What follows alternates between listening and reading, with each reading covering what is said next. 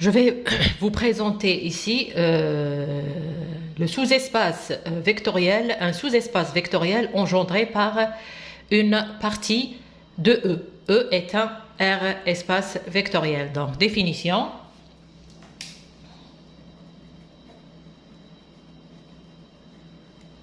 Soit E un R espace vectoriel,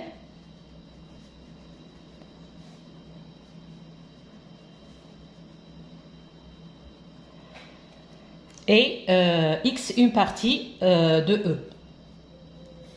Grand X, une partie, X1, X2 jusqu'à Xn, une partie de E. Et il existe un sous-espace vectoriel F. Il existe un sous-espace vectoriel F de E contenant X, qui contient X,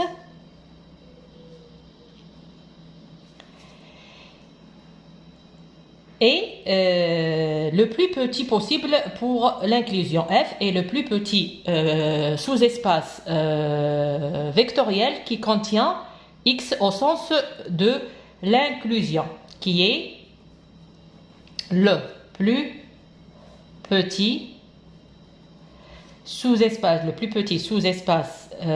vectoriel possible, le plus petit possible pour l'inclusion.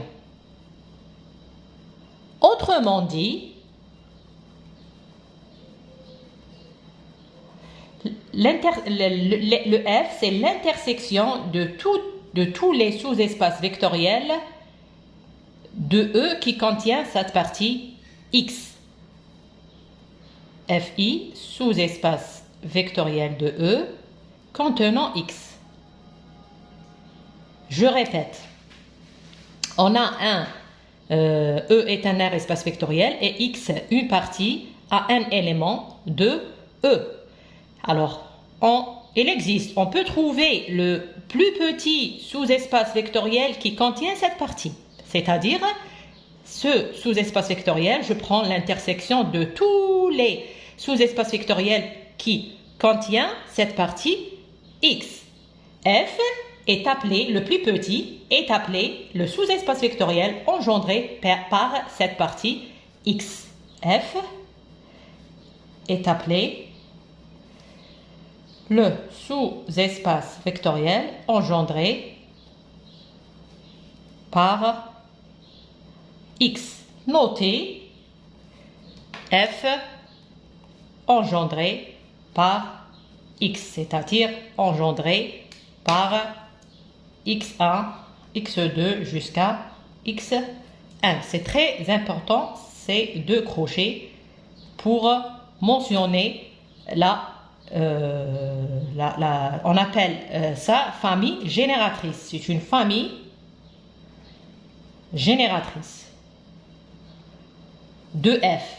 Ça, on appelle ça générateur. Le X1, X2, Xn, c'est des générateurs.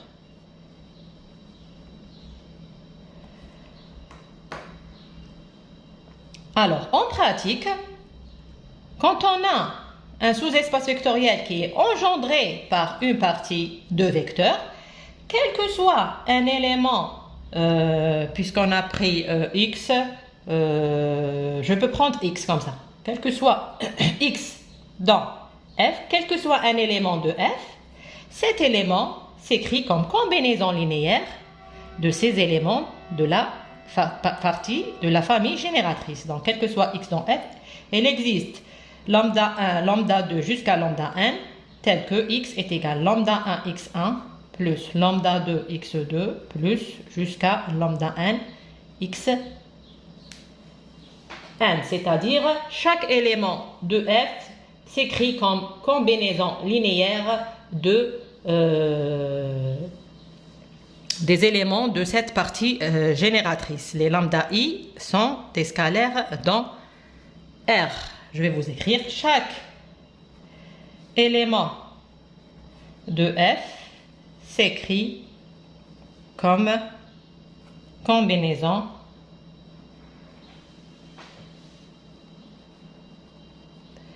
linéaire des éléments de la famille génératrice X, des éléments de grand X. Voilà, on va voir des exemples.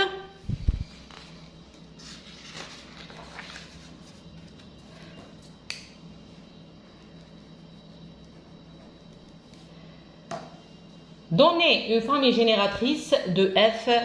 Alors, donnez une famille génératrice de F. Les couples X, Y dans R au carré tels que la somme est égale à 0.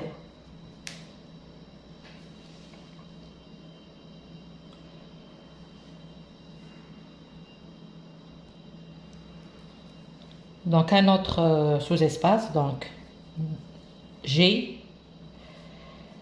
Maintenant les couples dans R3 tels que X plus Y est égal à 0. C'est la même chose, seulement ici c'est un sous-espace vectoriel de R2 et ici c'est un sous-espace vectoriel de R3. Donc ici c'est tous les couples tels que la première composante plus la deuxième est égale à 0 et ici tous les triplés X, Y, Z tels que la première composante plus la deuxième composante est égale à 0 aussi. Trouvez une famille génératrice de ces deux sous-espaces. On commence par F.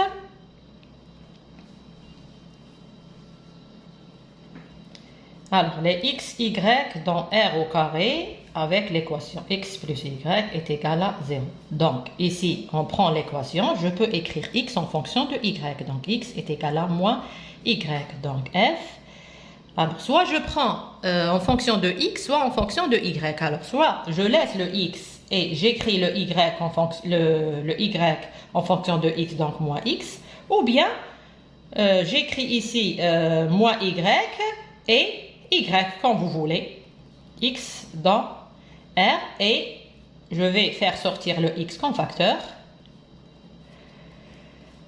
X dans R, et on aura F est engendré par le vecteur 1, moins 1. Voilà la famille génératrice de F. On passe à G. Contrairement à G, l'équation, alors je vais réécrire le G dans R3 tel que X plus Y est égal à 0. C'est la même chose, on a X est égal à moins Y, mais le Z, elle est quelconque. Il n'est pas de fonction. On ne peut pas écrire Z en fonction de X ou bien en fonction de Y ou bien en fonction des deux, donc on le laisse. Alors j'écris toujours je garde le X, donc Y est égal à moins X, donc en fonction de X, mais le Z, je laisse, après je tire les facteurs, voilà, alors tel que X dans R et Z dans R, je tire le X comme facteur, il reste ici 1, moins 1, il n'y a pas de X, donc c'est un 0, plus Z, il n'y a pas de X, donc c'est un 0, il n'y a pas de Z, c'est un 0, il n'y a pas de Z, c'est un 0, il y a un Z, c'est un 1, voilà. Et on aura deux vecteurs pour la famille génératrice. Le G est engendré par 1, moins 1, 0, et le 0, 0,